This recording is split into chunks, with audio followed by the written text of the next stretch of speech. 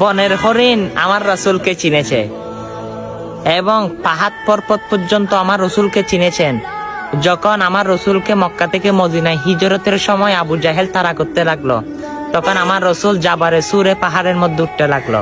সে পাহাড় কালো হয়ে যায় এবং সে পাহাড়ের একটি গুহায় আমার রসুল রেস্ট করে, বিশ্রাম করে। তখন সে পাহাড়ের মধ্যে কবুতর এবং লতাপাতা আমার রসুলের মহব্বতে যেন আবু জাহেল দেখতে না পারে, সেখানে কবুতরের ডিম নিয়ে বসেছিল। সুবহানাল্লাহ। অবশ্যই আমার রসুলকে সবকিছু চিনে, কিন্তু আমরা সেই নবীর উম্মত হয়ে সেই নবীকে চিনতে পারি নাই। কারণ হে নবীর সুন্নত কোথায়, সে নবীর লেবাস কোথায়, সে নবীর কথাবার্তিগুলো আমরা কারা মান্য করতেছি।